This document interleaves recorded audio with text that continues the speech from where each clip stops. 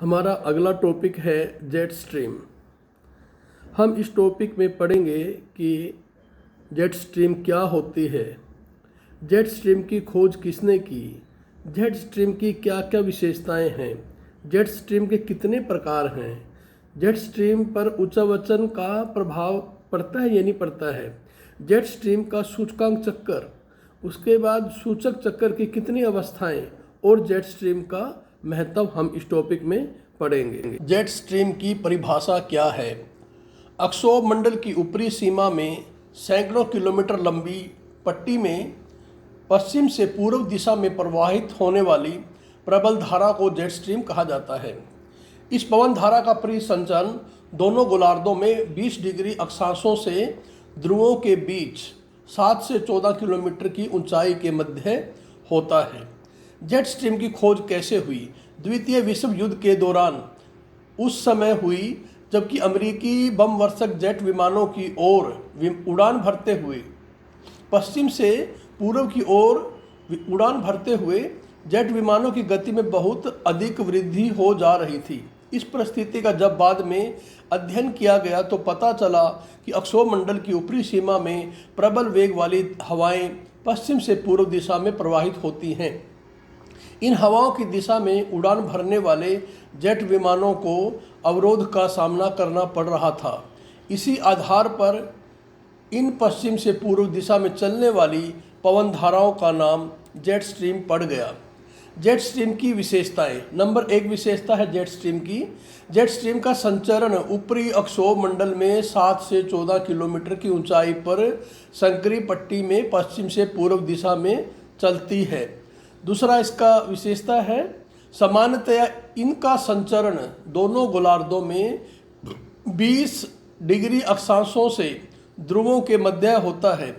इन्हें परिध्रुवीय भंवर सर्कुमपोलर वर्ल भी कहा जाता है क्योंकि इनका संचार दोनों गोलार्धों में ध्रुवों के चारों ओर होता है। जेट स्ट्रीम का प्रवाह मार्ग विसर्पित या लहरदार होता है।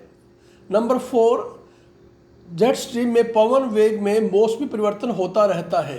शीतकाल में ये अधिक प्रबल हो जाती हैं तथा इनका वेग ग्रीष्मकाल की तुलना में 2 गुना अधिक हो जाता है। अधिकतम वायु वेग 480 किलोमीटर प्रति घंटा होता है। ग्रीष्मकाल उत्तरी गोलार्ध में जेट स्ट्रीम का विस्तार कम हो जाता है जबकि शीतकाल में इसका विस्तार अधिकतम हो जाता है तथा यह 20 डिग्री अक्षांश तक पहुंच जाती है। जेट स्ट्रीम के प्रकार। अवस्थिति के आधार पर जेट स्ट्रीम के 5 प्रकारों में विभाजित किया जाता है। नंबर 1 है ध्रुवीय वातागर जेट स्ट्रीम। इस जेट स्ट्रीम का निर्माण धरातलीय ध्रुवीय शीत वायु राशियों के सम्मिलित अक्षेत्र यानी कि 40 डिग्री से 60 डिग्री अक्षांशों के ऊपर होता है। नंबर 2 उष्णकटिबंधीय पूर्वी जेट स्ट्रीम का आविर्भाव धरातलीय पूर्वी व्यापारिक हवाओं के ऊपरी अक्षोभमंडल में भारत एवं अफ्रीका के ऊपर ग्रीष्मकाल में होता है। इसका संबंध तिब्बत के पठार के उष्मन से होता है और भारतीय मानसून पर इसका पर्याप्त प्रभाव होता है। नंबर 3 उपोष्ण कटिबंधीय पछुआ जेट स्ट्रीम की स्थिति धरातलीय उपोष्ण कटिबंधीय उच्च वायुदाब की पेटी के उत्तर हेडली कोशिका की ध्रुवीय सीमा के पास ऊपरी अक्षोभमंडल में होती है। ध्रुवीय राशि जेट स्ट्रीम को समताप मंडलीय उपध्रुवीय जेट स्ट्रीम भी कहा जाता है। यहाँ ये शीतकाल में तेज ताप प्रवणता के कारण पश्चिम से पूर्व चलती है और ग्रीष्मकाल में पूर्व पश्चिम चलती है।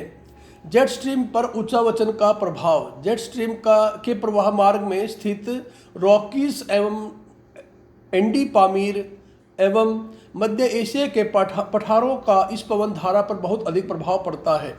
इन पर्वतों पठारों के कारण जेट स्ट्रीम की कुछ तरंगें लंगारित हो जाती हैं एवं उच्च स्थलाकृतियों से घर्षण के कारण इन पवन धाराओं के प्रवाह मार्ग में व्यवधान उत्पन्न हो जाता है। जेट स्ट्रीम का सूचकांक चक्कर।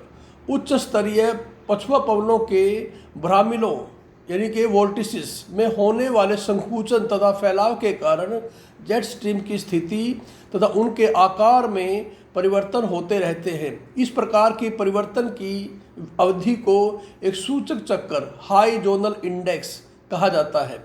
ऐसे चक्र को पूरा होने में 4 से 6 सप्ताह का समय लग जाता है। सूचक चक्र की 4 अवस्थाएं निम्न हैं। प्रथम अवस्था में जेट स्ट्रीम पश्चिम से पूर्व सीधी प्रवाहित होती है।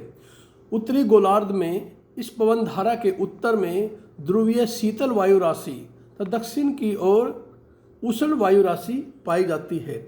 द्वितीय अवस्था में जेट स्ट्रीम के आयामों में वृद्धि हो जाती है और रासबी लहरों का निर्माण होता है। इसके साथ ही जेट स्ट्रीम विषुवत रेखा की ओर खिसक जाती है।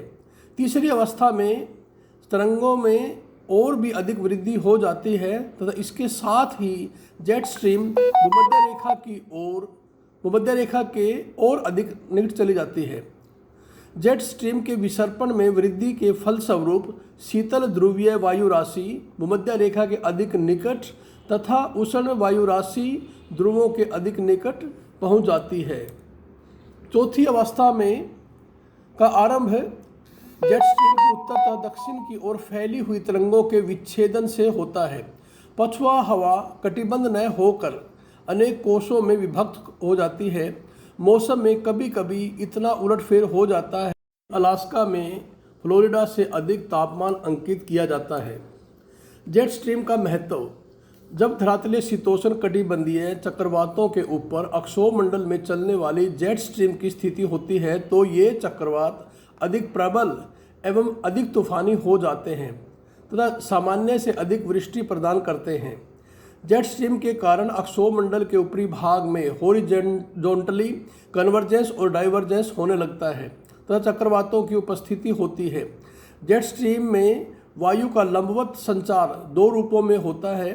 चक्रवातों में हवा ऊपर उठती है तथा प्रतिचक्रवातीय वायु प्रणाली में हवा नीचे बैठती है। इस तरह ऊपरमुखी और अधोमुखी संचरण होने से अक्षोमंडल और समताप मंडल में हवाओं में तेजी से मिश्रण होता है, जिस कारण मानव जनित प्रदूषकों का अक्षोमंडल से समताप मंडल में भेज दिया जाता है।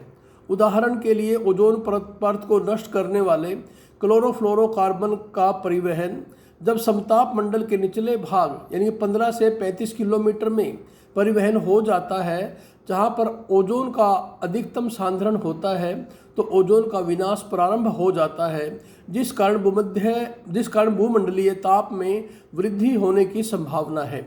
दक्षिण एशिया को मानसून पर जेट स्ट्रीम का महत्वपूर्ण प्रभाव होता है।